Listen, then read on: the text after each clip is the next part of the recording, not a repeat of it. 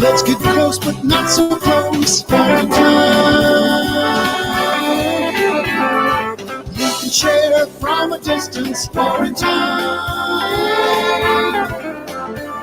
You know we want to see each other. You'll have to stay in your quarantine space while we talk.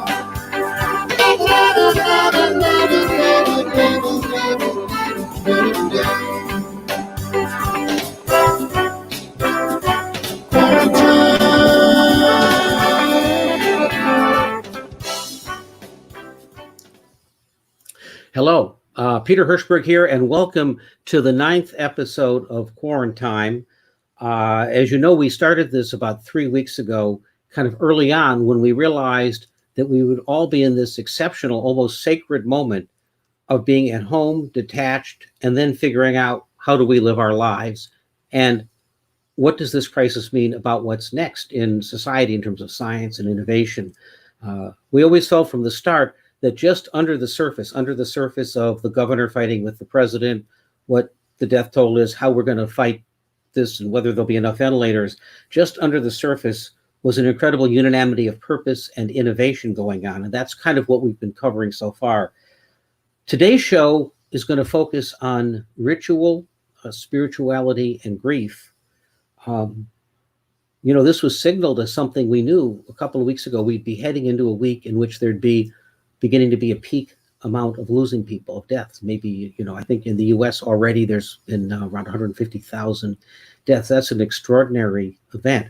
How do we cope with it? And what we're going to find today is that actually in the middle of reinventing rituals, both because of grief, but also because we're at home and using now all these technology systems, that area also leads to innovation. We're going to hear from Rabbi Irwin Kula, who's going to give us a sense for the landscape of this and how this actually pushes innovation even in the world of religion and what we can learn from it. When it comes to innovation, we're going to have Tim Chang. He's one of the top VCs in Silicon Valley. He's at the Mayfield Fund, but he's been concerned with issues of mindfulness and technologies that kind of enhance our presence. And he has just been in the middle of a lot of this. And also out of this crisis comes a thesis about what comes next. Silicon Valley's developing a thesis about how things will be different. We're going to hear from that. And then we're going to hear from Jenn Sander, whose research has been around ritual and play for years. And as the leader of global innovation at Burning Man, is able to both look at one giant ritual and at society at large. So that makes this I'm very excited about the show. Let me bring on our co-host, Mickey McManus. Hey, Peter. Welcome back. Well, Mickey, you were not here last week because you had an extraordinary experience in this domain. Yeah. So I'm going to turn it over to you. An experience that several of us have had on this show is we've all been at a number of funerals lately. And in your case, you have gone through this process with your dad. Yeah. Yeah, Peter and I talked a little bit and we said, we're going to have to do one on grief. And I said, okay, I'm not happy about it in some ways because I'm in the middle of it. So I'm kind of a mess. But yeah, we lost my dad last Sunday, and he actually died with complications from COVID in Chicago. And it was all a distributed experience. Omid, if you can pull up the first picture.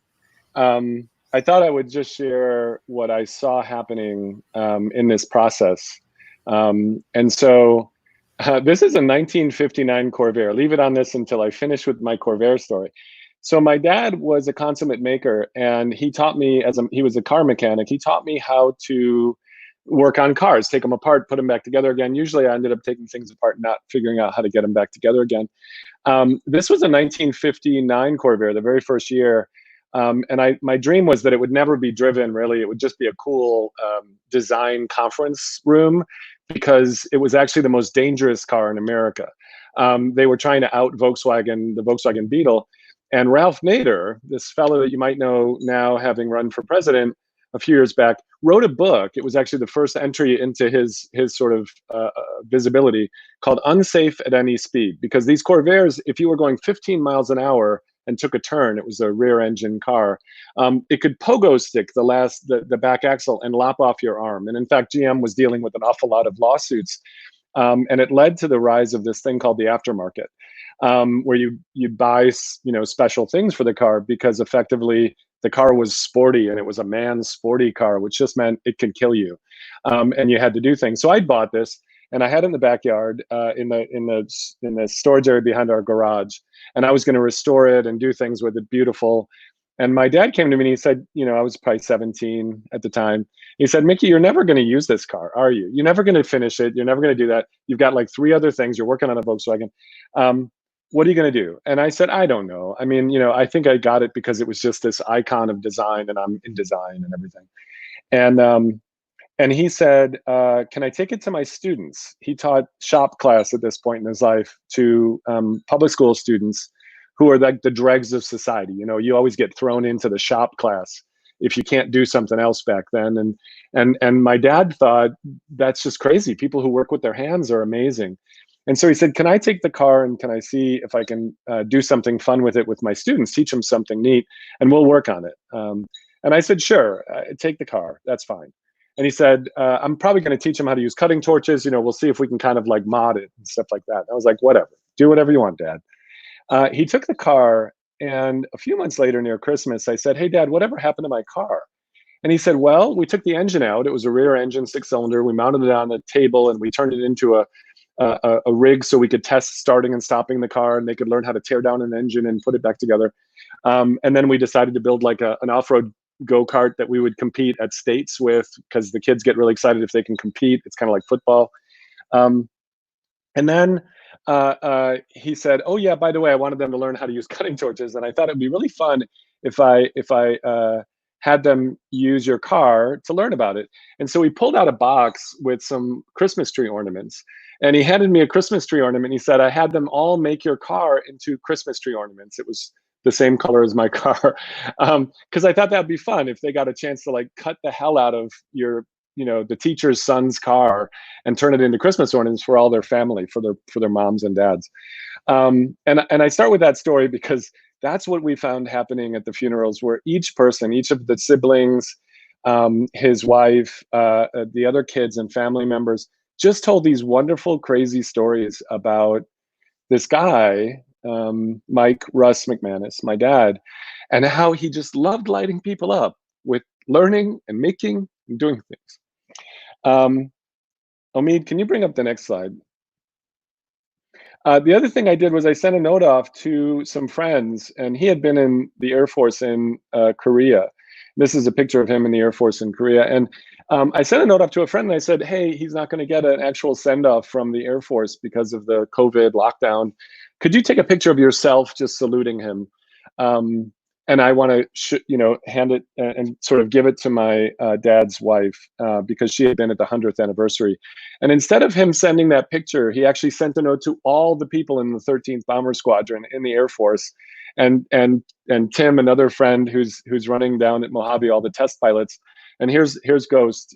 He flies these things called B-2 bombers, and they all saluted, and they sent pictures, and I sent them to my sister, and she actually put them on a loop by his coffin at the funeral home. And of course we had to zoom into the funeral home, but it was this thing that I just wanted something, and we were all just crying our eyes out. And Carol just sort of froze when she came in. Her husband Russ had passed away, and she was worried that he wouldn't be honored.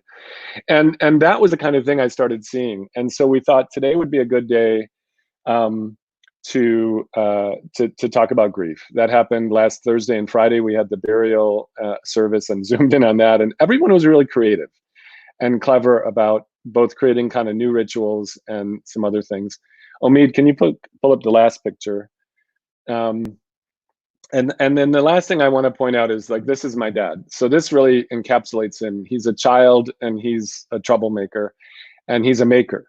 And I think this idea that one of the rituals that we had was make stuff. And in fact, some of the grandchildren actually got some of the kits that my dad hadn't finished when he passed away, and actually took them home and made them, and we're sharing them on a message, on a message that we all had as a group message of things they were making because he couldn't make them anymore.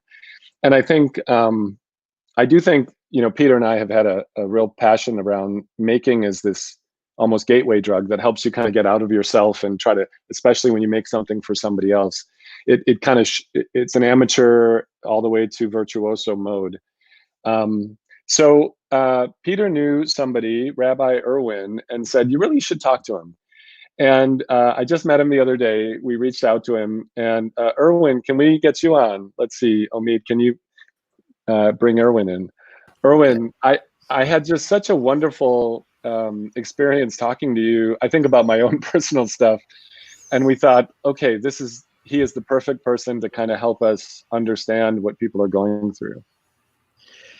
Well, I mean, you did some, Mickey, first of all, you honored your father just now, like, and I never know, like, what's ritual, what's real life. I think we're in this remarkable moment of, it's like a founding moment again. And all these rituals, all the rituals for grieving, all rituals in general, they start because they're actually, a real human being is connected to a real live event.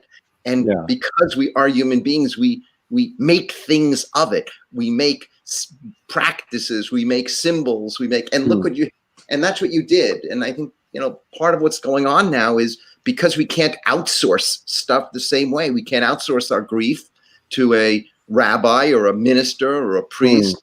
We can't outsource it to a community, to a built-in community that's going to be there no matter what because they have to.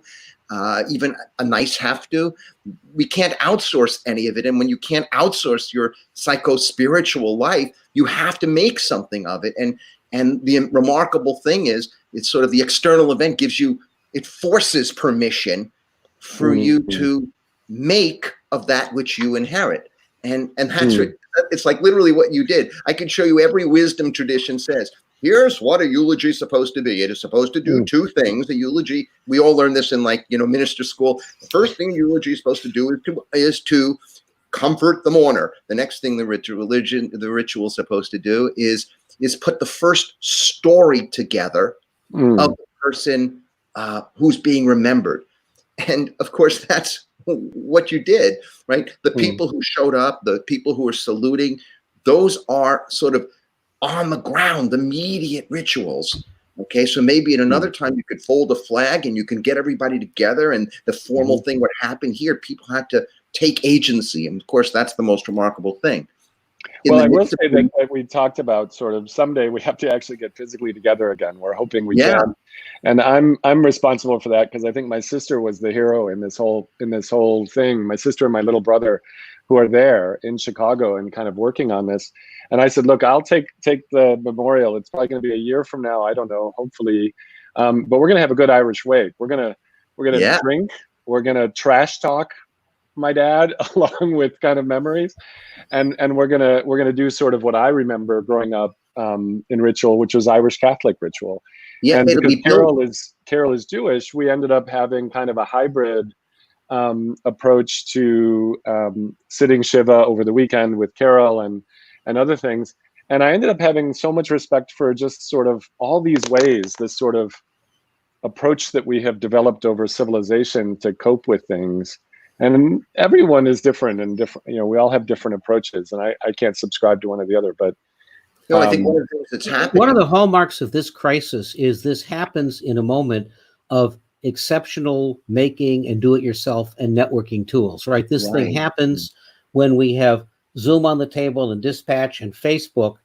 And so, you know, as you point out, we're basically taking these things and remixing them, you know, very much, Rabbi, kind of in the, you know, in the secular or reform tradition where people take a little Buddhism, a little Judaism, a little this, a little that. Well, now we're doing it out of necessity and at scale.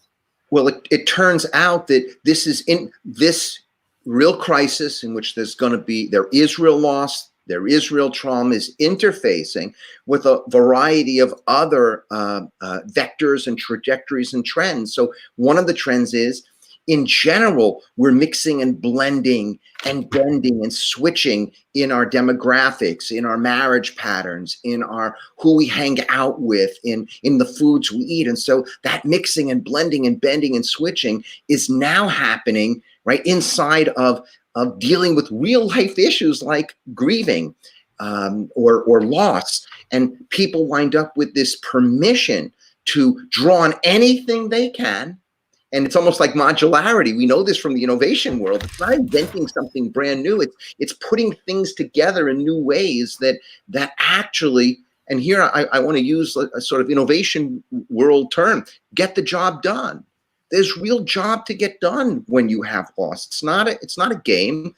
And that job either gets done or doesn't. And if it doesn't get done, there's arrested development and there's real distortions and there's no capacity for illumination and creativity if that job doesn't get done. Because out of the tears of grief come profound creative outbursts, both internally and externally. So that's actually Mickey's story, which is happening all over the world, actually. Right. In which, one of the other something really, I think, one of the other hallmarks of what's going on right now is scale. So this is, there's death, but there's grieving also, as I think you pointed out to us, for perhaps lost futures or our dreams that didn't work out. And there's, there's a path, right? There's a set of things we go through when we come to grips with loss. Yeah. So it seems to me that first there's this sort of physical loss of somebody, and then there's a continuum of tragedy on that. A father is different than a child, God forbid. And so you wind up, so there's first of all, understanding who you are in the drama of the loss. Then there's a lot of different kinds of loss happening. Okay. There's physical loss, but there's loss of dreams, there's loss of roles, right? I'm a 62-year-old who was always in the job of protecting my children. That's how I experienced it. I became a grandparent 10 weeks ago. And I'm the role of grandfather, I can't own. The role of protecting my children the same way I can't own, because their job is to protect me more at 62 than at 29. And so there's loss of role. Then there's loss of business. There's loss of energy. There's so many. Even our dreams, right? The dream of what our career would be. The dream of people who put amazing loss at the moment. Right? Put tremendous psychic energy and financial energy, intellectual energy to ventures that even they did great. It doesn't matter. They're going under in this period. Yeah. So there's so many different kinds of losses. Now, here's what we know about the grieving process, right? You have to go through these stages, not in a linear way, in a sort of spiral ongoing way. You have to be able, everyone denies first. By the way, the culture denies, we're going to go back to normal. There's a blitz for normality. That's denial. Okay. Yeah. Then there's anger that we have to go through, and there's a bargaining with it. If I could just get through this, just get through this. There's depression and sadness, and those tears that are real, that the culture is not phenomenal on. Remember, our culture is fundamentally about marketizing grief as quickly as possible and commodifying grief. Grief is because grief is very, very destabilizing. Then there's acceptance, and then there's meaning making. And if you drum to the meaning making, you miss the illumination that comes and the power that comes from being able to mine and excavate the new empty space. Talk about meaning making a little more, if you could, Irwin. Can you explain a little more about that sixth part? Because I think a lot of people have heard about the 5 phases, and originally it was kind of described linearly. But your point is, it's actually all this stuff is overlapping. It's more of a entanglement world in that regard. Right. But talk about meaning making, because I think you have a kind of a point of view on this. There's 2 qualities, meaning making. You have to be re-embedded in some sort of community, webs of relationships, re-anchored, because you lose your father and your anchoring gets lost. Right? It doesn't matter if he was in his 80s, and it all that doesn't matter. There's a loss. Where am I? Kind of thing. Okay. And then there's a creating a new story. The new story is the meaning making. You already started that story, right? So now anyone who's listening to this has a story about your father. There's something about making and light and playfulness, and oh my God, out of this car came a Christmas ornament, which is the birth of a child, which death and birth, you probably weren't even aware of it that way. Death and birth got put together in the same story. That's meaning making. You said there's, one of the things you talked about a little bit when we were talking, and I think you were just actually helping me through my own personal stuff. It kind of, it felt very personal as we were talking. You were talking a little bit about how there is this getting out of yourself, and it's, in effect, it's kind of a positive contagion in some ways. Can you elaborate a little bit more on that idea? Well, I mean, I think that's where we, I always say, I say we're stuck very often between the mirror and the mask, right? The mirror we look into, and it's narcissistic and it's surface and you don't see deep, and that's the mirror. And then there's the mask. We go outside and it's all about hiding. What are we hiding? We're hiding from ourselves and we're hiding from others. And to be able to come out from behind the mask and out from the mirror and look really, really at reality. What are we seeing? You look at that casket, or you look at what it really means to not have your father, and you look at that reality and that vulnerability. It turns out the vulnerability on an interior level is a source of tremendous, tremendous possibility and creativity. Doesn't mean we want it that way. If you're speaking in the external world, the innovation world, you say, what's the problem you most want to solve, right? An innovator who is not passionate about the problem is probably not going to be a great innovator. That's the external version of that, because the problem is the vulnerability at the outside, some real problem you want to solve that you go to sleep thinking about, you wake up. Well, it's the same on the vulnerability side. Just the culture's not quite as good on that side. So, one of the things we talked about that I'd like to drill in a little more on is sort of the wisdom that you find in various classic religions. I mean, the reason some of these rituals and religious stuff, the reason they've lasted for so long is they've lasted for so long. They've actually worked for us. And there's sort of a wisdom component, and then there's a practice component. Can you elaborate just a little bit on what you see? So, you're a rabbi, but you're also, I don't want to reduce all of religion to one thing, but look, all of these wisdom traditions, right, at some level, are making a claim that what you see is not the complete, what you feel, what you see is not the complete reality. There's something deeper that you can tap into. And so there's some movement from death to life and that movement from death to life, that movement from despair to hope, that movement from slavery to freedom, that movement from darkness to light, that's the movement that all wisdom traditions, whatever they are, however they teach, right, from darkness to enlightenment, they all try to do that. Then every single tradition, but I don't care what the tradition is, because it could be the maker tradition, right, the psychological tradition, the innovation tradition, the medical tradition, the musical tradition, they all have practices. And here's an example of a practice that's well known in Jewish life. Okay, perfect. There's a prayer called the Kaddish. It's the mourner's prayer. The prayer simply says, may reality be great, may reality be blessed, may reality be magnified, may reality continue to grow and grow and grow. And there's no mention of death in the prayer. But people who've had a loss for the 30 days, if it's a parent, 11 months, say this every single day. And what they're actually saying, this practice is, there actually is a hole in my universe. There's a tear in my heart. There is a gap, a space, an abyss that somehow I have to cross over. There's something off in the universe itself, in the cosmos itself, because my father died, and that's my universe. And so this practice developed over the last 1,000 years to get together with a group of other people who've had this loss in one's community and say, may the universe be whole again. May the cosmos be blessed again. And that allows us to identify our own loss with the universe and then say to the universe, get bigger, get bigger, get bigger, get bigger, which of course is saying to ourselves, we'll be okay, we'll be okay, we'll be okay. In fact, there'll be life here in ways we can't even imagine. I'm so glad you said that again. I mean, I just have to say, I feel like the rending, and I think I'm probably hiding from it right now. It's okay, and we're using things like this conversation to, maybe I'll just keep busy enough, but I think this notion of may reality be greater, it's not saying forget that. It's saying actually it's been rent, it's been pulled apart, but it's not ever going to be the same. We're going to put some Band-Aids or stitch it up, or we're going to come up with an interesting way to weave it back together again. But that break in reality actually will be the strongest part later, because you've been through that, or you can actually stand on that again. And, correct. And now, Yeah. And the space itself that's open is open for something new, right? You know, we're a week into your death of your father, so we can't say what is the new yet that what are the enlightenments? What's the illumination? We don't know yet. It wouldn't be right.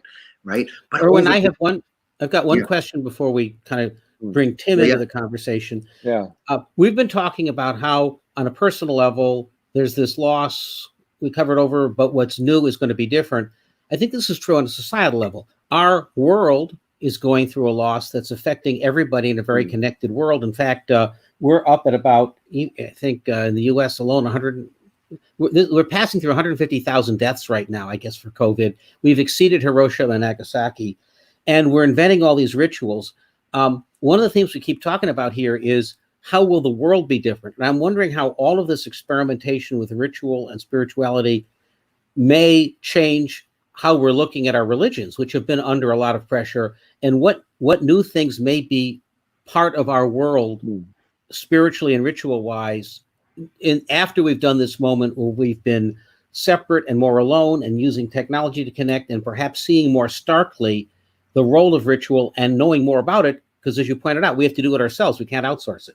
No, I think that, there's a lot of things to talk about this. I'll give you two things that my take are going to happen. One is the disruption of religion was coming, but it was amongst the last sectors to be disrupted for a variety of reasons. And the sector is going to be really significantly disrupted now because people, to make it crass, business models of religion, like the business models of many institutions that have to go remote and in which content is getting cheaper and cheaper, in which I may not need all the capital, all the capital expenses. This is really, really going to affect institutional religion. That's the same with the professionalization of religion, the deprofessionalization of religion, which is the meaning-making aspect of religion, is going to be accelerated in this. Downside of this, a lot of people are going to be out of work, and these institutions, which did get a lot of jobs done, are not going to get those jobs done anymore. The upside of this is the jobs historically religion got done, in this case, helping people grieve, are going to permeate other societies, other sectors. You're not going to be able to be a conventional business and not deal with people's loss anymore. And this is a perfect example, right? This topic would never have been in this sort of venue. And Mickey would have never been this personal in this sort of venue. And that means the boundaries of the venues, the boundaries of the sectors are being permeable. Just like we're now inside people's home in our business world, and our cats come by and our children come by and you see our houses. So that is a very, very significant shift. The jobs, historically, the most important jobs that religion got done, right? All the life cycle ones, and moral accountability, okay? The issues of moral accountability and creating webs of relationships and belonging, the jobs of businesses, the next round, and how they figure out getting a lot of these done is going to be really, really fascinating. That seems like a remarkable setup for our next guest, a person who makes his living looking at disruption in the future and trying to do so with perhaps more soul than other people in Silicon Valley, Tim Chang. Welcome, Tim. Thank you, Peter. It's a real honor to be here. Excited to be part of the conversation. Yes. Well, look, you and I have known each other for years, and you have been kind of at the forefront of how technology can be part of presence, meditation, wellness. You were investing in quantified self and gaming technologies, and more recently looking at the frontiers of psychedelics for healing. And now in the middle of this moment, you find yourself in the middle of working with Zoom on the reinvention of death. You've got a nonprofit working on that. And you and I have been to a couple of online funerals. So from the world of innovation, as the rabbi set up, this is a startling moment. So perhaps you can give us a little tour of kind of what's going on in the tech community, and also how your vision of all this is applying to what's going on today. Sure. You know what that old saying, necessity is the mother of invention. Whew, talk about a common necessity right now. I'm seeing something beautiful in all this chaos, which is that we all globally face a common mission now. which is our wellness, our health, our resiliency in the face of this global pandemic. Talk about a killer application, full pun intended, for all of the entrepreneurs working on solutions instead of our old models of like, let's grow some unicorns, let's seek some big valuations, let's go break stuff and hack things. I think this puts a much deeper sense of purpose and mission on towards what we're all working now. And something I'm seeing in this is that quarantine, I heard this great saying, it's as if Mother Nature has sent us all to our rooms to think about what we've done. And so in that stillness, in that inability to gather physically, we have to reinvent everything. Our behaviors, our ways of doing business, our ways of communicating and connecting. Going back to first principles in all of the things that we used to take for granted. It's traumatic. It's also very powerful, and it will lead to a lot of new behaviors, routines, rituals, tools, resources, all these things. The thing that I keep coming back to is that humans were meant to be tribal creatures. Since time immemorial, we keep trying to synthesize ways to create deeper, broader communal experiences. We see that with the younger generation today. Everybody's so interested in co-working, co-living. Now we have to figure out how to do that at a distance virtually. So this necessity, this common adversarial challenge, I think will really bond humanity. I've always seen that humans, we bond through shared challenge. It's like taking on that hero's journey together. And with that, I think we'll see, I hope, more businesses with heart behind them instead of just, profit maximization, shareholder value type of mantra that we had before. If I could lay out for you one framework I've been thinking about, this might be even as ambitious as the birth of the next phase of the web. I call Web 1.0 organization of static pages. That was organizing info, text, hyperlinks. Web 2.0 brought about widgets and interactive pieces of media, audio, visual, etc. Web 3.0, we started having social web and mobile, which brought about applications and mobile, kind of functionality, social networks. I think what we're seeing now is Web 4.0 might be the birth of experiential web.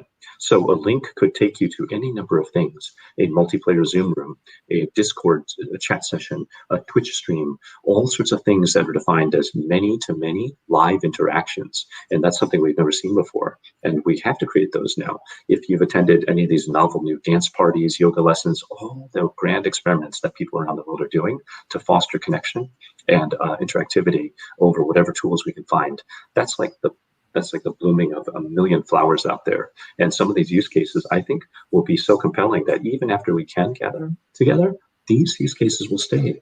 And that's what's really exciting me, is that we're going to see this birth of this fourth web, maybe even a new, experiential markup language for how we denote these new rooms and experiences that we're going to when we click a link. Peter, you and I attended this party called Immersiverse just a couple weekends ago, right? Which was almost like a micro version of Burning Man, but done virtually over Zoom rooms and all sorts of other things. That really opened my eyes. I was like, wow, there are so many interactive multiplayer experiences that are going to come out of this. Some of these will result in new businesses, new business models, new platforms, new rituals altogether. I think the next one that everyone should check out, MAPS, is a nonprofit that's famous, a multidisciplinary association for psychedelic science. They've been advancing FDA research of psychedelics for medicine. They're throwing their fundraiser Bicycle Day event in this sort of multiverse online format. And I think tickets just went on sale, but that's going to be another preview of the kind of way you could hold a digital festival online. Some of those experiences will be so novel, I bet you they will persist even after you can do these formats and galas in person. I mean, one thing that's remarkable about this is we're talking about a font of innovation that basically went on over the last 28 or 30 days. Like a month ago, we were still complaining that, Facebook's captured and Roger McNamee wrote a book, and are there trolls in there, and what could possibly disrupt whatever got done in those sets of silos and models. Yes, this. And then, right, that was a month ago, right? And actually, nobody could quite, if you ask Tristan Harris, who runs the Center for Humane Technology, what's next, he's like, we got to get to something. Then this thing happens, and basically everybody's been coding and inventing, and when we look over their shoulders, you've had some, unfortunately, we've both had experiences with online funerals. We heard one a week ago. We have one tomorrow. We heard from Mickey's. to talk a little bit about just what's literally going on in this interface between, I don't know, those of us who are users who are faced with this, and then the interface with the tech world that's trying to adapt as we're squeezing and dealing with all these tools, and what companies are beginning to do right now. It's a great way to put it, because you know what? Zoom was designed for business conferencing. It wasn't meant to do digital funerals. And now, just that other night last week, we had hundreds of people and they're trying to figure out how to create a new ritual for digital memorial real time on a tool not meant for that. So we're going to see people trying to adapt existing off-the-shelf tools, again, Twitch, YouTube, Discord, all these things for all sorts of emergent use cases.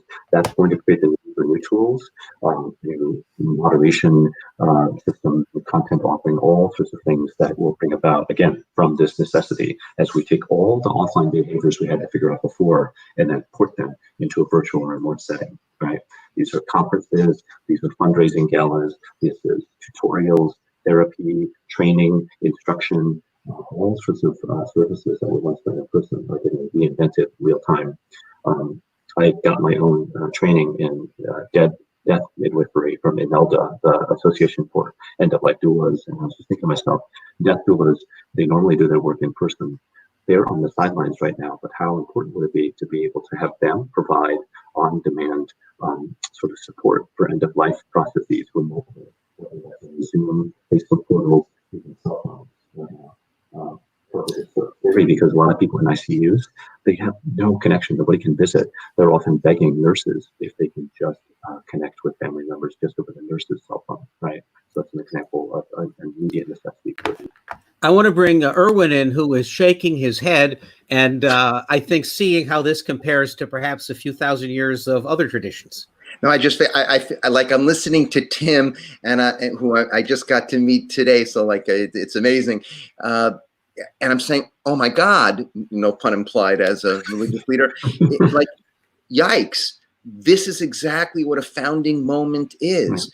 That you have these new technologies that emerge. Just remember, there's not a ritual that any religion knows that wasn't an innovation at one moment. All a ritual that is an innovation that made it, and that's all a tradition is. It's an innovation that made it, and so you wind up with a founding moment in which, not surprisingly, new technologies with new delivery systems wind up getting real jobs done, and when creative people are willing to bring their creativity and sense of heart and purpose to this world, which let's be honest, this is one of the shifts. A lot of the best and brightest have not been involved in quotation marks this domain. And wow, if this could happen now, imagine what happens if all of this technological creativity comes to bear on the real jobs to get done in moving abundance to human well-being and prosperity. Wow. Tim, one of the big complaints about Silicon Valley is that the talent goes flying off to gamification, or it goes flying off to some enterprise stuff, but there are real problems to get done. Is this possibly signaling a shift in where talent goes? It absolutely is. And it's because we have this common crisis that's unifying all of us. Talk about an invitation to step up into purpose. I've never seen more entrepreneurs and founders called to that action of helping and serving. And that's what's beautiful. It's moving away from just services for the 1%ers. It's really about how do we help. And so I think, gosh, again, talking about that killer app, that really unifies people to work on things that matter. This is going to be, I think, the start of a bit more soul, a bit more heart to Silicon Valley startups, because we're thinking about problems that need true solving. And, to your point, Peter, Tristan's a friend. We work together a lot on this fighting digital addiction. I think this might be the moment we start to use, like Irwin called the founding moment, to use the same technology. We were worried about distracting us, disconnecting each other, to now reconnect ourselves.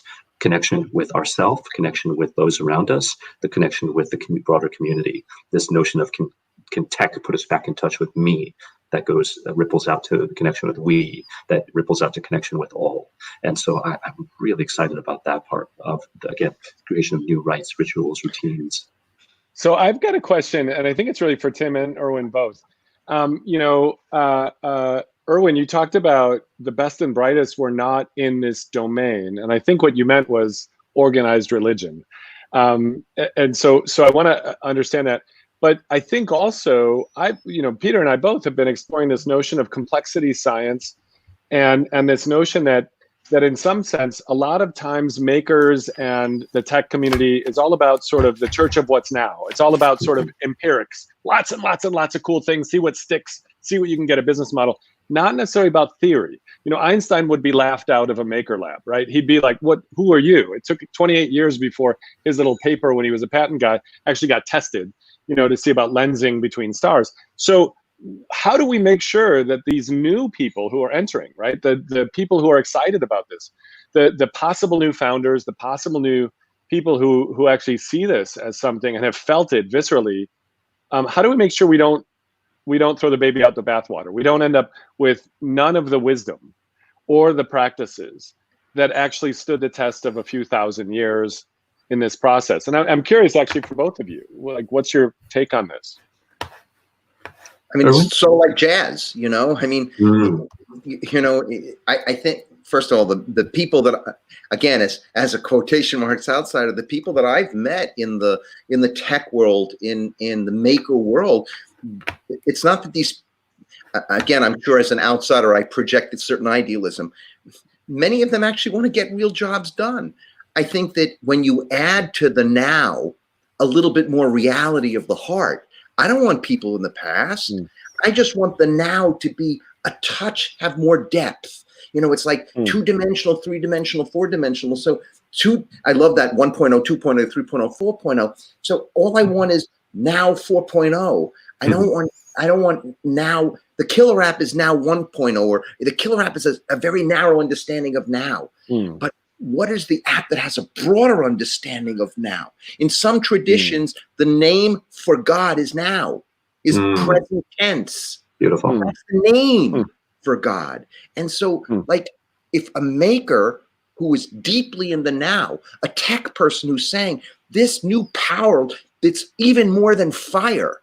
I have this capacity because of all the variety of things that can converge in the new technologies to really meet the problems of now.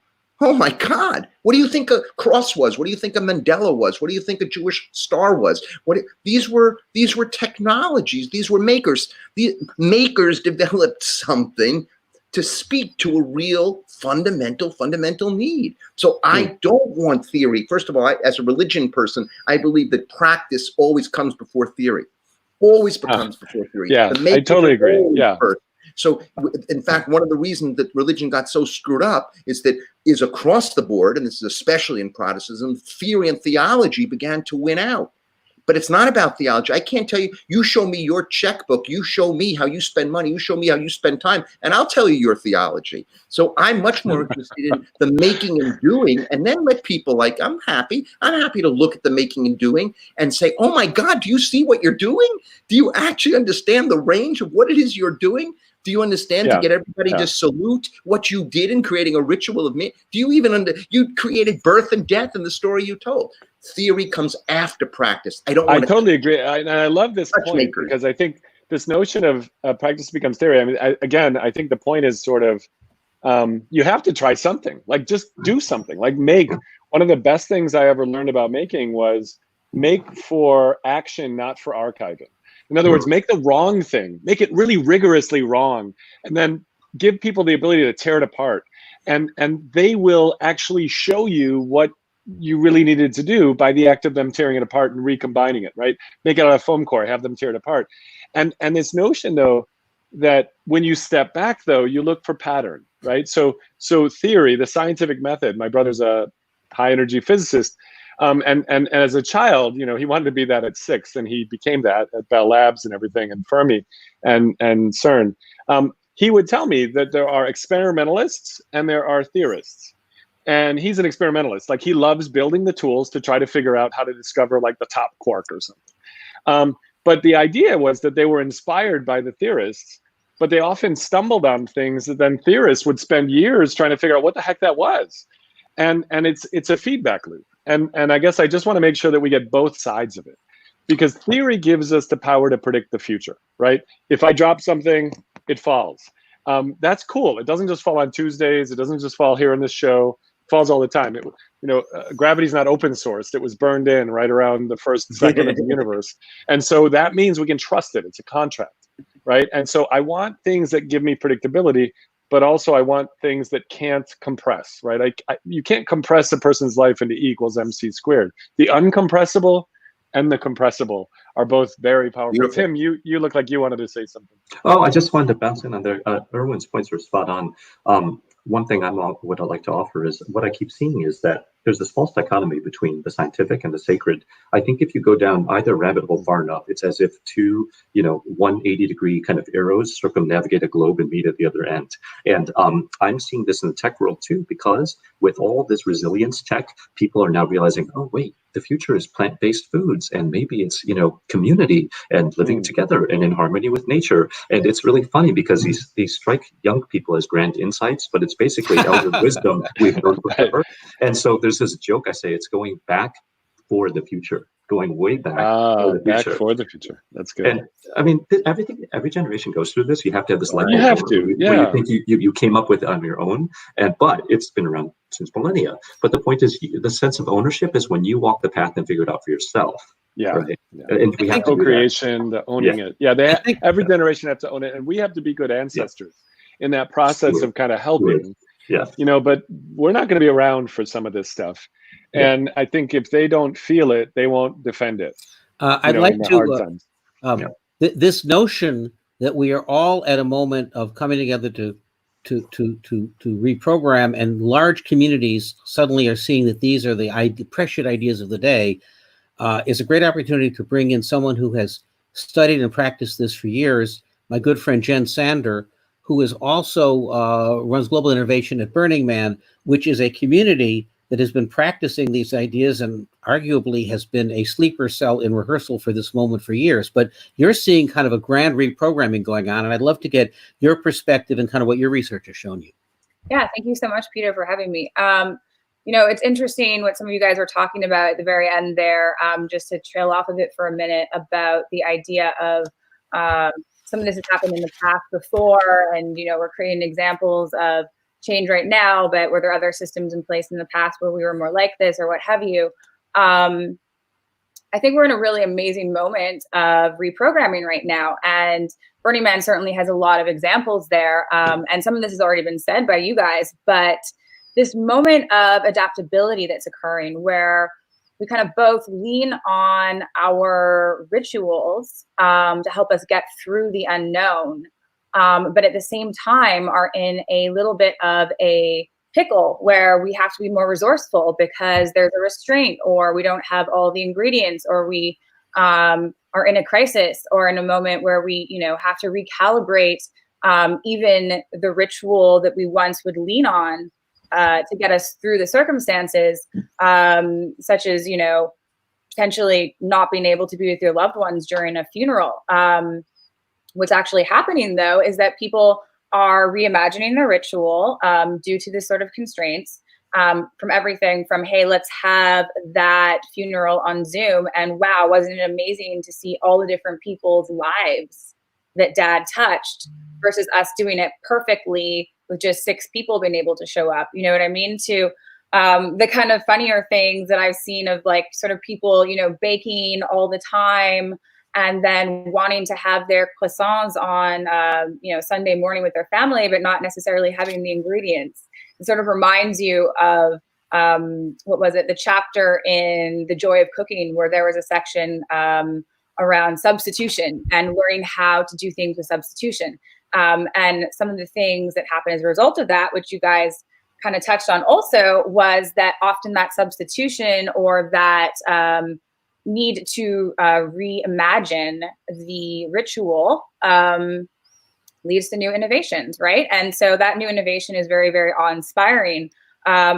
One example that I have from Burning Man that I like to share is actually that of the lamplighters. So for those of you who have been to Burning Man, you may know this, you may not. For those of you who haven't, Burning Man is very much a a pop-up city. It was a experiment that eventually started to crave order, and now looks very much like a real city, and has actually, in fact, learned from real cities in designing the way it looks today. But there was a time before that order started to organically occur. And one story I like to tell is that of the lamplighters. So basically, when the man burnt, which was one of our iconic structures, people would have difficulty getting back to their campsites because there was no longer there was no longer a structure in place to help them navigate the blank canvas that they were on, but also there wasn't enough light. So we brought lanterns. Lanterns were brought and left near the base of the man, but people would pick up the lanterns and just walk away. Right. So a great example and comparison to where we're at right now is really this story. So in trying to figure out how could we not create too much order or structure, but allow for more light so people don't get lost, what could we do?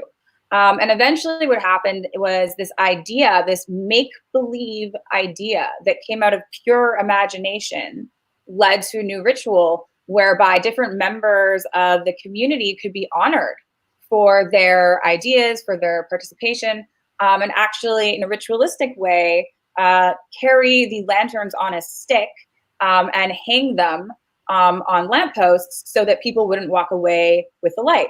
So we have this kind of very clear example of how at Burning Man, we create the permission for the imagination to happen, and then it leads to new rituals. So we're starting to see now, the blank canvas of the constraint that we're in isolation sometimes leads to new substitutes, which leads to new innovation. And sometimes the new innovation is even better than before. An interesting point. I was just saying, an interesting point about Burning Man. Sometimes people think, well, this is a really artificial thing you do for a week up in the desert. But part of it is because it's such a harsh environment, it forces people to MacGyver and come up with new stuff and solve problems, as you just described, right?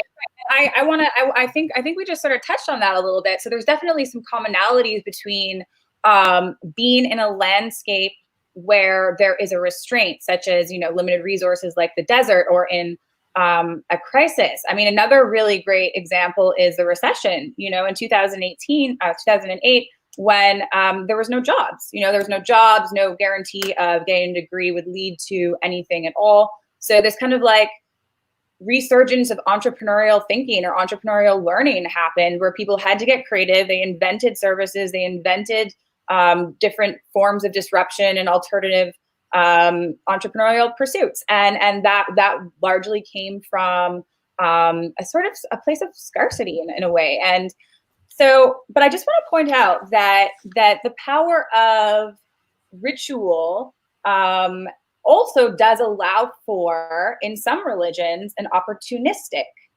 motivator for reimagining and taking a break and bringing creativity into the ecosystem.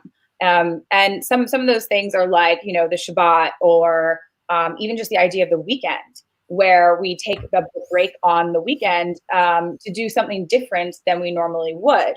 However, even then, in those positive examples of ritualizing, doing things for no reason, it's really not very often that we actually do things for no reason. I mean, it's been almost like poo-pooed in society to play, or to get lost in time, or do something without a purpose, or prototype and not be overly committed to the outcomes. So, it's really interesting that, we have this great example where we're in right now that reflects on, not just taking a break and being stuck in a moment, a blank canvas moment, but also ritualizing the idea of authentically taking a break in order to reevaluate. And that's where the sort of bottom-up emergent innovation and thinking starts to come from. Interestingly, we weren't always like this. Festivals used to be, in some cases, religious activities that occurred to bring people together and experiment and play in order to then drive more innovation. The Mayans, for example, they used to throw festivals before they would build their cities. But then, somewhere along the line, society got too linear. We went from playing and making to knowing to kind of thinking we knew what we had to do and making a result as a result of that, and then playing if and when we had free time. Jenn, let's bring Irwin. I'd love to bring Irwin back in, because I think what Jenn's describing in the microcosm of Burning Man is what you were describing that was going on in early religions, where they had to get work done first, and then eventually it became a ritual. Yeah. So I first of all, Jenn, I need to process everything she said first, but I think there's this when you're in a founding moment, and the lamp lighter was the perfect example. A real need emerges organically, something gets created, and then people turn that into a quotation marks ritual. It's not a ritual until it's ritualized. and the danger of the ritual, I want to talk about the danger of the ritualizing side, because that way we can own the power of the creativity side today, because the permission is really, really important. That Jenn is talking about permission. There is such massive permission needed to be granted, even though we live in a culture we think everything is permitted. She is so right about that. Mm-hmm. And that is that ritual has this other very funky role when it's ritualized, and that is it dosages reality for us, because reality is too hot to handle. So it dosages, like a dosage, like, right? It dosages grief. It dosages awe. It dosages pain, right? So ritual can dosage the real pain that's out there of millions and millions of people who are not going to have work. And especially those of us who are very, very, very, very, very into ritual. Okay, ritual can block the real pain, because the pain would blow you apart. So there's a stabilizing, anchoring, light-giving when it's dark role. Okay, and there's also a destabilizing role that ritual has to play, and that interplay. And I think Burning Man gets that perfectly. And of course, it has to, because it burns it down again. So you're forced to. Like it's, that's the famous story of burning the raft after you get across. Why? Because it forces you then to bring all the creativity that got you to build the raft again to create something new that gets you from here to there. And that's what we're talking about. The journey from here to there. So the kind of experimentation culture that leads to this sort of bottom-up innovation that we're trying to get more of, it often evolves as a result of circumstance and can become new ritual, but it also sometimes blinds us, right? It sometimes prevents us from actually seeing the new opportunities at hand, because we are so distracted by the prescriptive nature of the rituals. And so in a disaster, it becomes apparent how we can reimagine things. It's also very Darwinian to, survival of the fittest and trial of error there. But at the same time, how do we do this for opportunistic moments, right? And unfortunately, in the opportunistic moments, ritual looks a little bit more like routine, right? It looks looks more like routine than ritual. So basically, what we're getting at now is, I used to spend a lot of time sitting with Larry Harvey, who was one of the founders, the key founder of Burning Man, who passed away almost about 2 years, just about 2 years now. And we used to think a lot about, how can we bring this culture, this innovation and play and this, permission culture to society at large. Because if we could, then, maybe we could proliferate something, a mentality that helped people step out of their routine and realize that maybe they should do different things, and to question themselves frequently. Almost, how do we ritualize breaking routine? How do we ritualize creating space for the unknown? And one of the things Larry used to sometimes say was, when we think we know where we're going, we're often most lost, right? So we have to keep that mentality of rediscovery alive. I would love to, at this point, bring the rest of our panelists back, because I think this is such a rich innovation conversation. Let me finish this sort of which is that basically we have the opportunity to ritualize doing things for no reason. And that's where our creativity starts. And in order to do that, there's a few things that still exist. I just want to point out the word company, right? So some of you might know this, but the word company, which generally entails like a purpose or a mission or a group of people with a certain, activity that they're consulting to or speaking to or providing service on. The root of that word is actually compagno, which is Latin, and it has to do with breaking bread, right? So one of the early playgrounds in history, one of the early sort of environments for reimagining and taking a break was in fact, and probably today is still in fact, most happens within the dinner experience, the dinner table, where we break bread. It's the only place where you can convince that busy business guy to sit down, talk to people he has no idea why he needs to meet with them, have food because he just has to have food, and actually take a moment to use his hands, get tactile, break bread, and discover new things and have those serendipitous moments, those random collisions. So I think it's very interesting to think of the root of the word company, which entails commerce and business, came from a moment of creating space for the unknown. So how, in this moment in time that we're in, can we say, wow, we're in a great reprogramming moment? How can we leverage the fact that we're learning through a sense of, in some cases, constraint, to put systems in place in society at large, in our local communities and neighborhoods that allow for the ritualization of this unknown, this space for unknown. Hey, Peter, it looks like we're hitting 5 o'clock here on the West Coast, and we want to make sure that anybody who needs to leave can cut out. But we typically run this into overtime. And actually, just what Jenn said just there, I feel like I have like 42 questions. I wonder if we want to just sort of give everyone a chance to kind of, if you want to cut out now, cut out.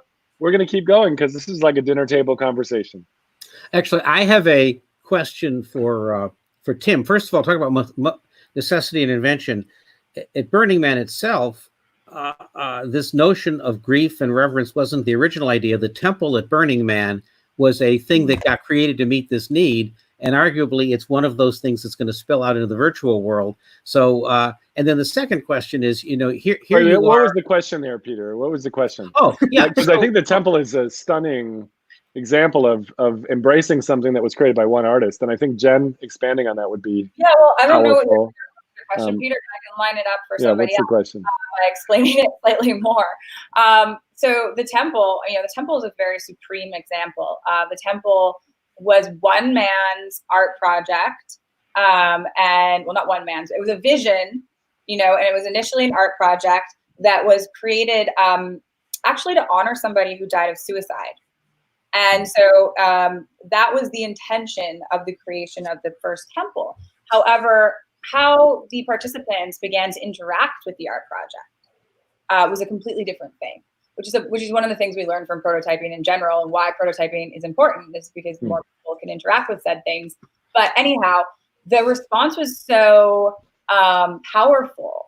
People going there to mourn, people going there to release, people going there to heal, to pray and to do poetry, that the organization Burning Man decided to actually create a temple every year, but in the spirit of maintaining the sort of curiosity and rebirth process with the unknown, it was decided to have a different group of artists come together to put forward propositions and proposals of what they believed a temple to be, which then is voted on and decided collectively every single year. And now I'll just close up on that in saying that as a result of these temples, not only have we seen a whole bunch of different architectural feats and different versions of what it means to have a temple, and to look at the cycle of life and death, but we also have been able to educate large groups of people on learning how to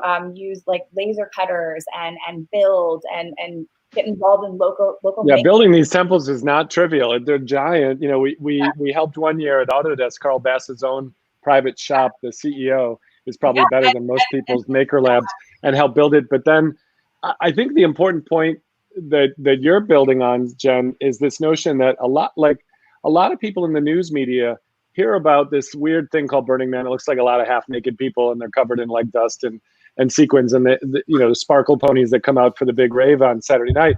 Half of those people, like 40,000 people, stay through Sunday night, and then at sunset, and I experienced this, and I just was crying and weeping in some ways. 40,000 people are sitting in a giant circle around this temple that has all the memories of everyone who died that year, pinned up within this temple. And then it bursts into flames at sunrise, and you're sitting on the ground, 40,000 people, and you can hear a pin drop. You can hear individual people hitching and breathing and having a hard time breathing. And you get to sort of do that. And Leonard Nimoy actually passed away the first year I was there. And so there was this huge, beautiful memorial to Leonard Nimoy, if you're a Star Trek fan. And it was beautiful. And then I brought my son to the last one that I went, and he's, in his 30s, so he's not a young spring chicken. But we just sat there, and we just watched this beautiful, weird thing happen. And I don't know if it was David Best who did the first thing, but he was an architect experimenting. Yeah. But then people did stuff he didn't expect to that thing. And I think that's where you were going, Jen, is that leaving space for like the white space, the space for things to experiment. Well, you even said leaving space as a structural element, like leave space for experimentation. You had said the other day, and I just love that. It just well, even beyond that, David has since been commissioned to build temples all over the world. And Ireland and things like that for Northern Ireland, where he was commissioned by an arts and technology collective that was aware of a kind of a very severe dispute, long-term dispute between and youth, and rioting was happening and all kinds of things. And so actually what they did is they built the temple in a location that could be viewed equally between both towns. And they brought in the kids to learn how to, to the Fab Labs, to the maker spaces, to learn how to build together. And then when the temple was resurrected, it was basically something that both towns and both communities could be equally proud of.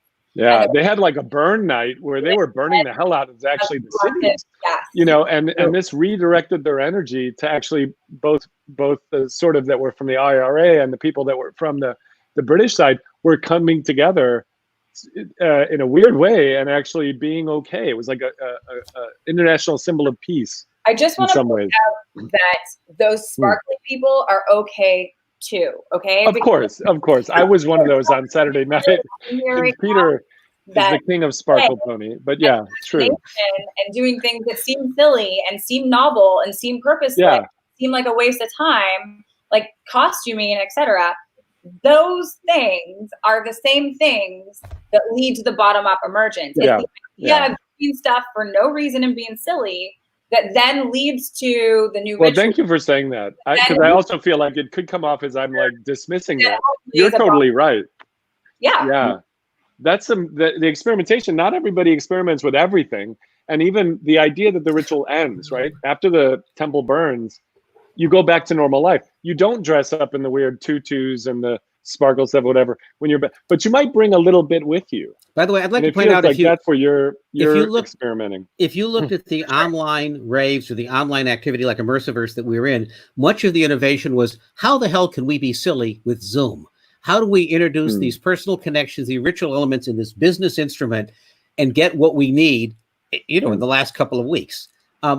I wanted to bring Tim and Irwin here in because, Burning Man is this contained experience full of innovation. And as we're beginning to see, the stuff that went on there, as a lot of burners would like to tell you, may well be some of the code of where we're headed, right? Burning Man has 10 principles. There are 5 about the individual, 5 about the group, 2 about commerce, decommodification. These are not unlike where we're headed. And so the question is, I guess, Tim, you suggested that the tech world is beginning to embrace these principles. And Irwin, you've suggested that the world of wisdom is ripe for disruption. So I'm kind of interested, like in our what's the glide path or the footprint or the roadmap that, like, something's going on here that would be significant to Sand Hill Road in about 15 minutes, but certainly significant to all of us. So I'd love to get your thoughts on that. Big time. I wanted to say, I live in Marin County. It's a pretty privileged place, but climate effects plus COVID made even rich, entitled people realize that, maybe we should be more resilient. Maybe we need to be more decentralized and organize ourselves in local ways. And all my friends in Marin suddenly realized, oh my gosh, this is like Burning Man in real life. We have to take inventory of the skills, the know-how, the resources, the tools that we need. Because we're all burners, that helped us prepare. Many of us had generators, water filtration systems, battery packs, solar chargers, all sorts of those things, right? But what I loved about it is that we could come together as a group, as opposed to the standard response in fear and scarcity is everybody hoards for themselves. This was almost treating it like a giant Burning Man permanent camp, saying, hey guys, I've got some of these, what do you have? If we take inventory of all the skills and things we need, how can we do it as a group? So I think what this invites us to is to swing back towards decentralized, hyper-local, resilient communities. And that's my investment thesis of even resiliency tech. Grow your own food, produce your own energy, filter your own water, all those sorts of things, which, again, Burning Man taught us how to do. So that's the clue, I think, on how we become more regenerative as opposed to purely consumptive. We've been addicted to the church of instant gratification, on-demand, disposable convenience. And I think there's a beautiful lesson in making things inconvenient again. Because the price of convenience is you lose touch with the thing that you made convenient. Once meat is a McNugget, you don't know where it came from. It's like we're bubble wrapped from reality or something. Yeah. We're sort of locked away. I like your framing of resilience tech, right? Or resiliency tech. In nature, and I wrote a book called Trillions that was about how a human body has 50 trillion cells, and we're a complex information system, and we're massively peer-to-peer down to the lowest levels, right? Like if you cut your leg, it does not call the cloud to figure out how to fix it. You'd be dead. Nature abhors a singleton.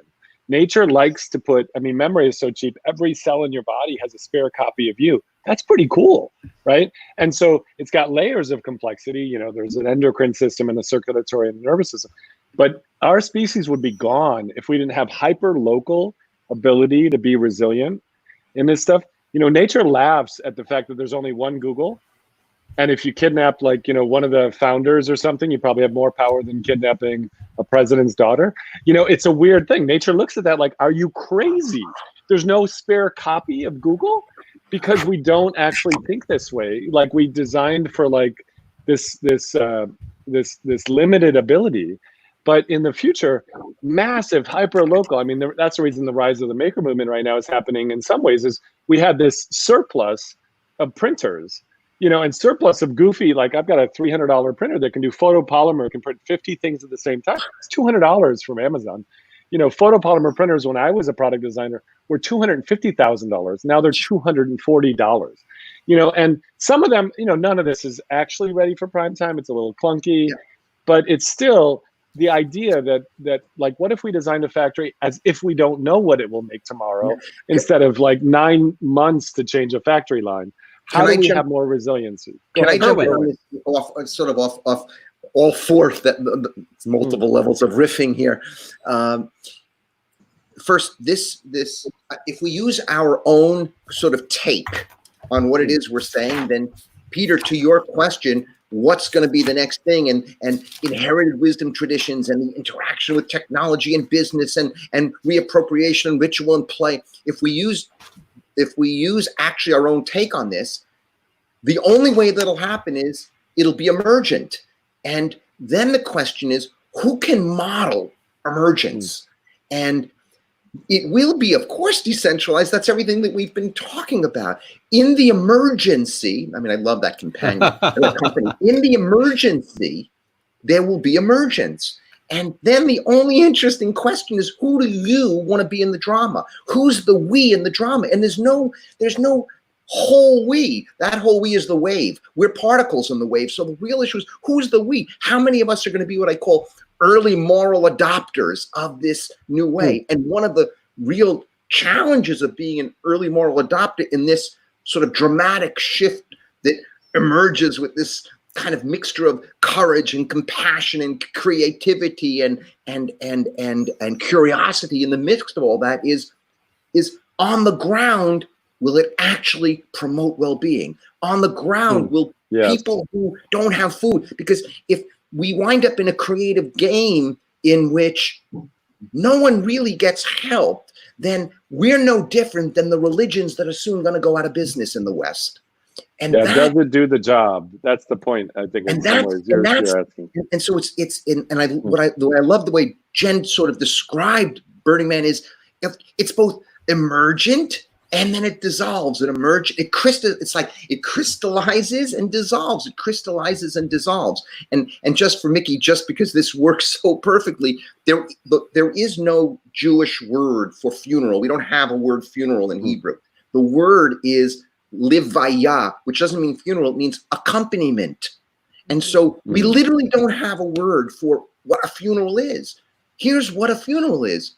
It's an accompaniment from one way of experiencing reality across some boundary, some border that we know is more permeable. That's the life tech. You're already seeing it. They had words for it, but we didn't know what it was. And so there's no funereal. It's accompaniment. And what do you do as soon as you finish? I don't care if you're awake at the beginning or you're post-wake as Shiva, you eat with someone. That's the point, because eating is the nourishment. And you can only break bread with someone you trust, because otherwise you may be poisoned. So you have to break bread with someone you trust. And fundamental at the core of this, to be able to contain the uncertainty, to be able to contain the ambiguity, to be able to contain the not knowing where we're going, to be able to contain not having a map, but mapping as one goes along, to contain what I call the wandering, is only one thing. Who the hell do you want to wander with? Who do you want to wander with? And it turns out what Burning Man teaches is you better wander with everybody, from the people who are the weirdest to the people who think they have power in that. You better wander, and that's why it's a metaphor. You better wander with everybody in this world. Well, hopefully the burners will be the first, to exemplify this, and I think they kind of are already.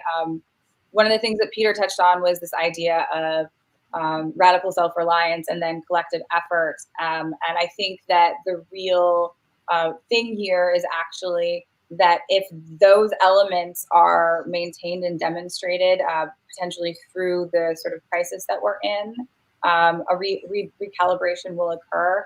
But the question is will that sense of emergence continue? Will we be able to create structures that then continue to evolve over time versus becoming overly linear yet again?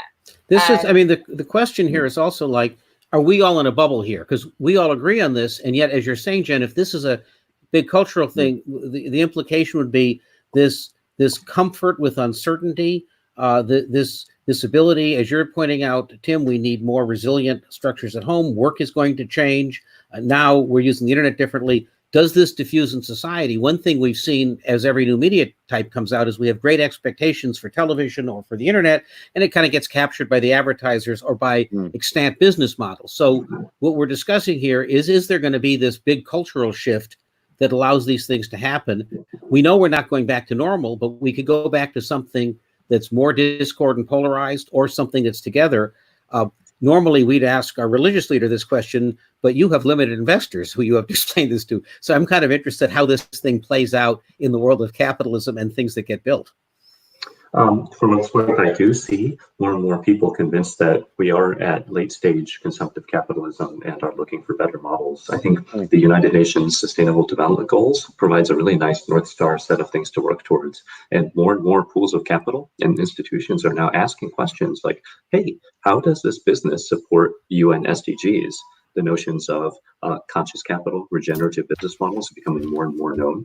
What was really encouraging is before COVID kicked in, Davos, all the talk was about sustainable regenerative models.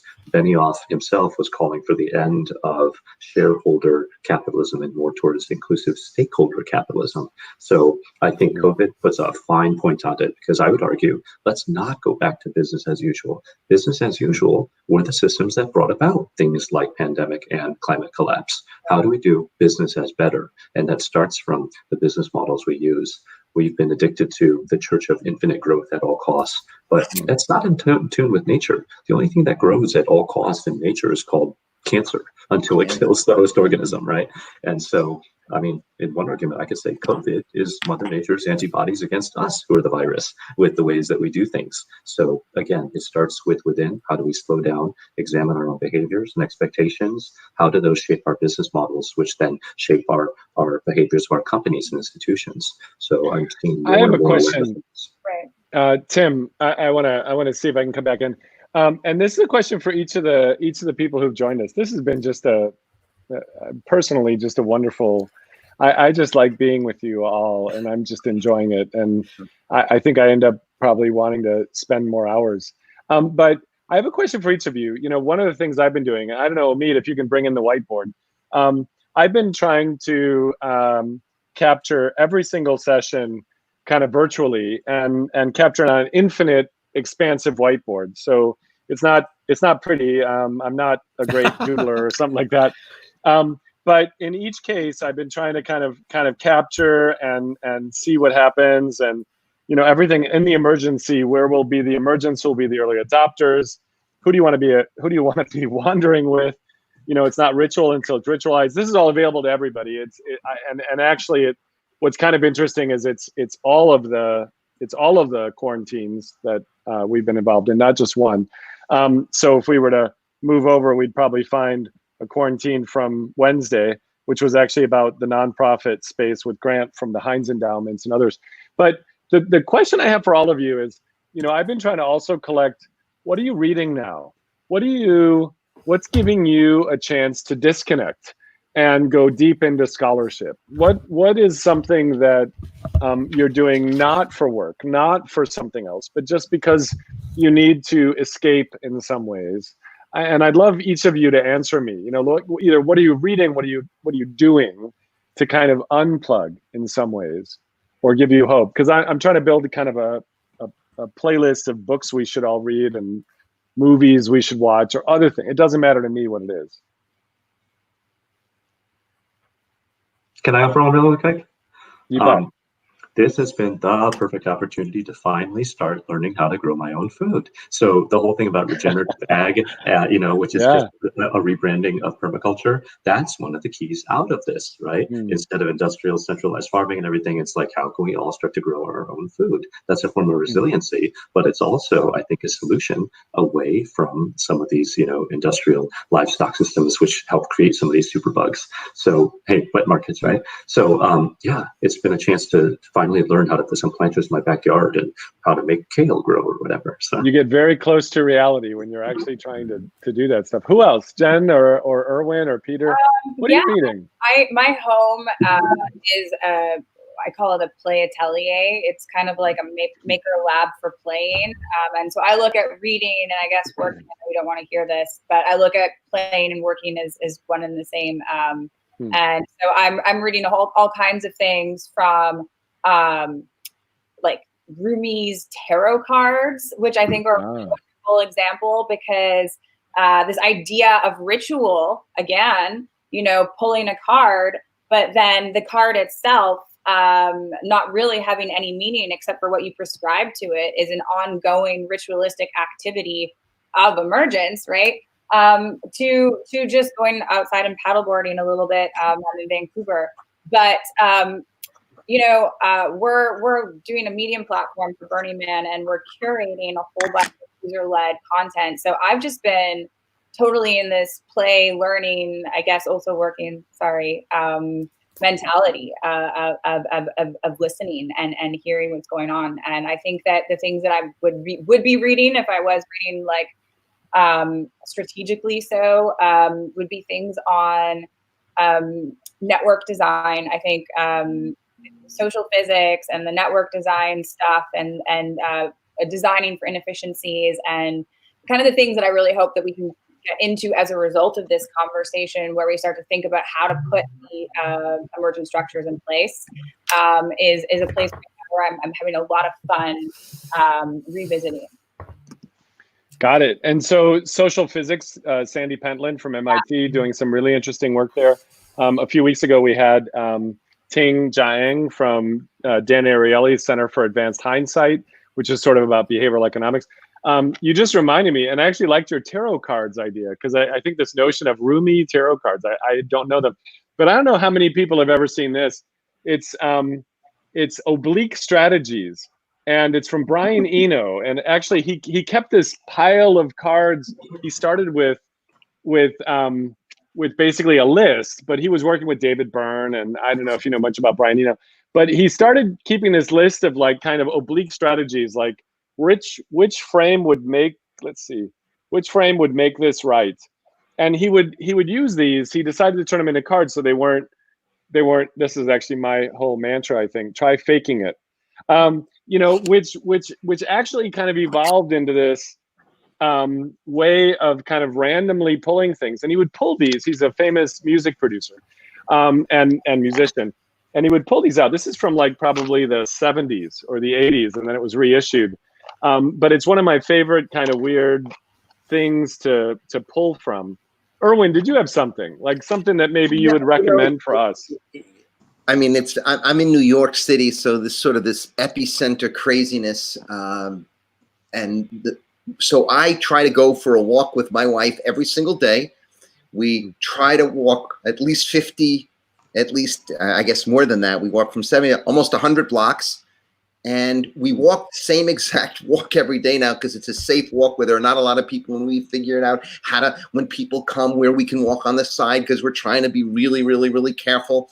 And what's been remarkable is I've lived in this city for my whole life, essentially, and as my wife, and we walk together and we pick out and notice things we have never noticed in our own city, statues that we never noticed, cornices that we never noticed, buildings and way they circle, in a sense, they do a little circle around the block in Riverside Drive. The change in the trees just in the 7-8 days that we have been walking that every day. I think there's a noticing that, at least living in an urban environment like New York City, rushing all the time, going into the subways, doesn't happen. And we're really trying to do that every single day. And it's remarkable. I never saw that. How can we never see it? And of course, that's a metaphor for, there's a lot of stuff. This virus better be a burning light of helping us see stuff.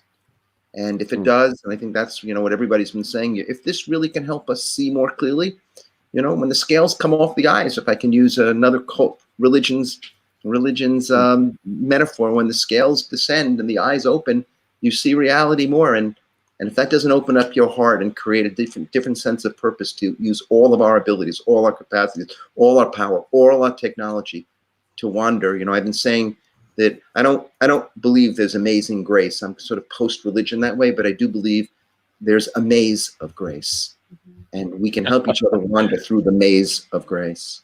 Irwin, if it's an early indicator, the conversation going on in the comments in this show people are completely excited, jumping in with what they're learning and appreciating this conversation among all of you. Nicole Bradford points out that she has been also learning gardening and creating food at home. And Mia Shaw actually was echoing the book that I wanted to bring up. The book that I went looking for on my bookshelf the other day was the book about the Sabbath by Wayne Mueller, because I was at home and you would think it would be calm. And I suddenly realized there was more incoming that I couldn't deal with. Like, I understood, like in the real world, when you drive to work or you go to the gym, you go to dinner, these are natural breaks. If you're sitting here, a brain in the box, and everybody has a webinar and a thing coming in, and then you're sitting here with a partner and she's like on her screen, we suddenly realized we're completely, like, we had to invent a ritual to be together, which, okay, we weren't too good at. So then we started reading up on it. So I think that's one of the reasons we gave you a call. And what's the name of that book, Peter? Well, the one that I think I have, it's called The Sabbath by I think it's Wayne Mueller. What's your Irwin, you probably know the Sabbath books better than I do. Yeah, that's great book. Yeah. The other thing I was looking at is when, as you pointed out, when you invent something new, someone ancient probably came off with it before, and the religion traditions. This is true in the media. Like, we think, all this connective stuff.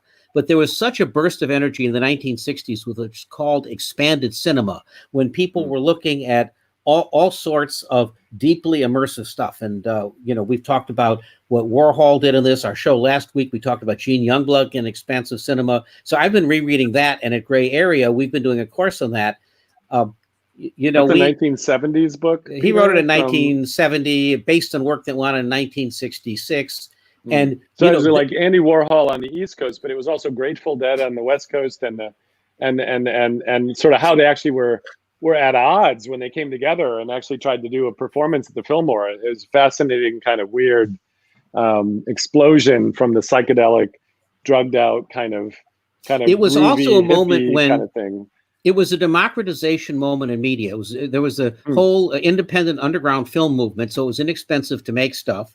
There was social unrest and change. Now, the East Coast unrest was more amphetamine rattled. The West Coast stuff was a little bit more based on pot. So they were different cultures. Psychedelic and mushrooms, yeah. But it was... And they were also struggling with the physical and the virtual. I mean, Warhol would do these deeply immersive experiences that you went into, but then we also retreated into our mind because we were taking these inner trips of tuning in, turning on, dropping on, and we were also putting headphones on.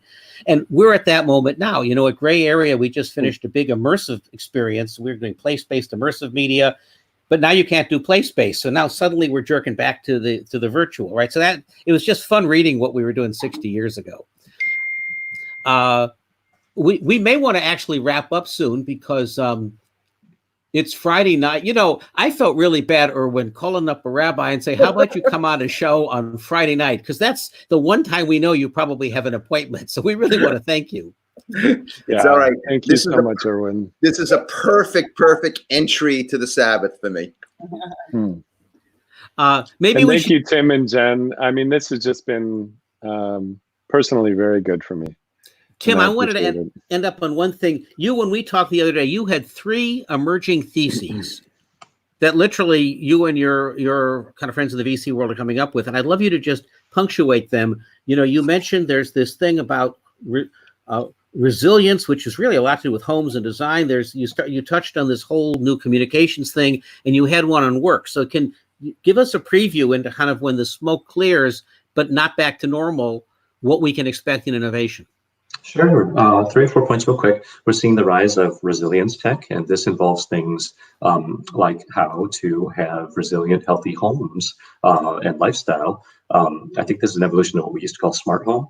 Imagine someday if pandemics and climate collapse effects become palpable and continuous, this could affect even interior design. Imagine most buildings have an airlock, which is a place that you take off your external gear and you have to sanitize or whatnot, or do like the tests on your blood or something in real time. That's how extreme it could be. This ties into the notion that all we've been doing for space tech to figure out how to colonize uninhabitable worlds. What if we have to use space tech to deal with surviving in our home world as it becomes more uninhabitable? You might see some of those applications. And this ties into things like what I kind of think of as disaster or climate collapse adaptation, because I do think many of those effects will be kicking in.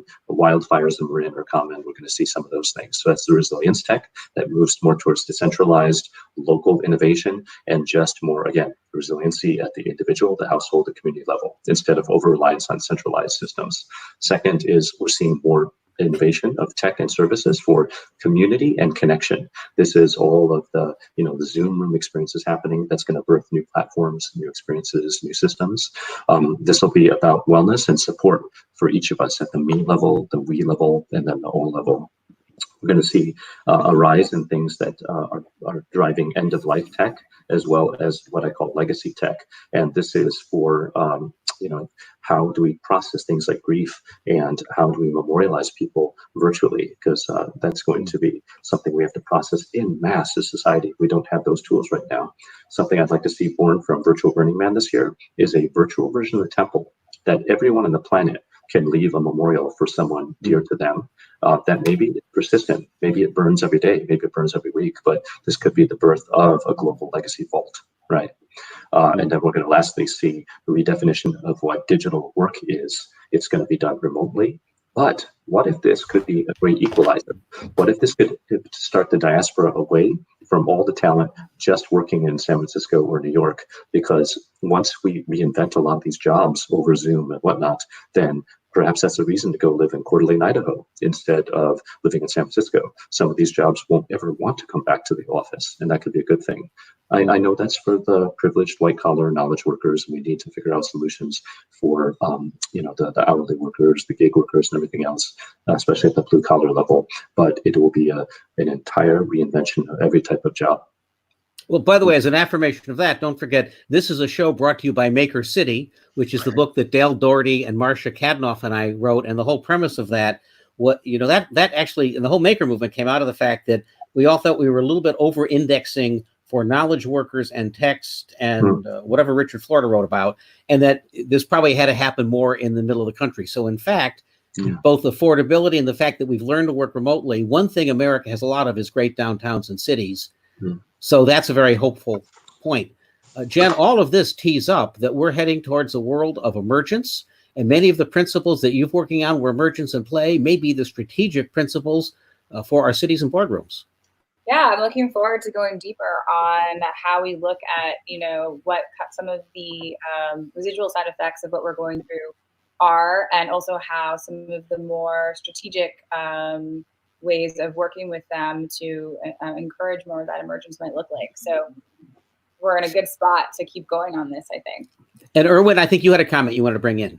Yeah, I want to kind of end where we started with Mickey, and that there's a teaching from the early 19th century, a mystic sage who said, there's nothing as whole as a broken heart. And it seems to me that one of the things that in the personal loss of a father, especially one who is playful, especially one who clearly you loved, especially one that was respected and who brought light, to be able to feel the brokenheartedness is really key to feel the wholeness. And I think that's also true with this virus. If we don't feel the brokenheartedness that this virus is creating, if we don't feel that, the wholeness that can potentially emerge, the new holistic ways of thinking that we're talking about and doing and making and being and creating, it'll be very hard for that to birth. So maybe Mickey was in a sense, it's real life and it's metaphor, Mickey, that our fathers, something is dying right now. And it's a lot of things that we've inherited, but a lot of it was filled with light, and a lot of it was playful, and a lot of it created the world that we now have inherited. And now it's okay. There's a brokenness. We have to lean into the brokenness so that we can feel the wholeness that we ourselves will create in light of putting all that brokenness together in new ways. Nick?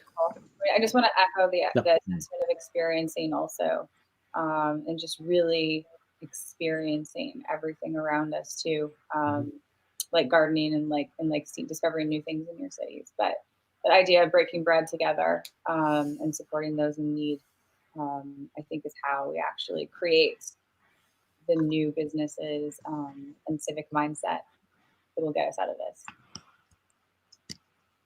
Nick? I'm out. Okay, I want to. Okay, thank you, everybody.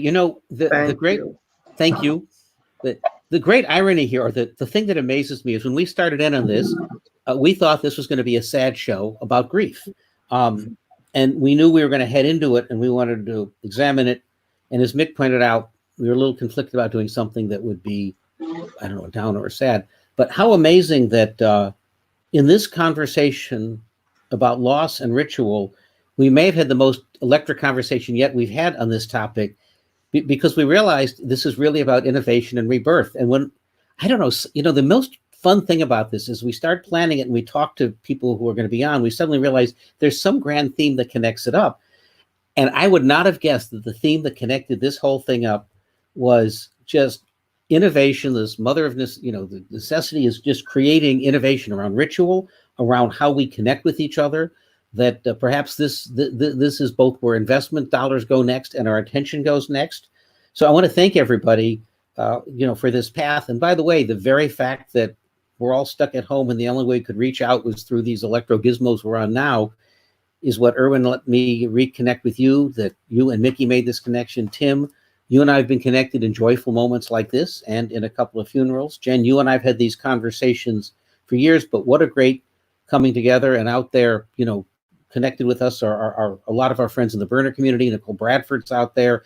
And so I want to thank everybody, including Mohib, who has been helping us with a lot of the technical design here, Mia and Anna, who are our producers, and Omid, who is our executive producer and has been switching this show from Southern California or wherever he is today. Thank you so much for joining us this Friday on Quarantine. We'll be back next Wednesday and next Friday. And boy, thanks everybody. What a send off to the Sabbath. Have a great weekend.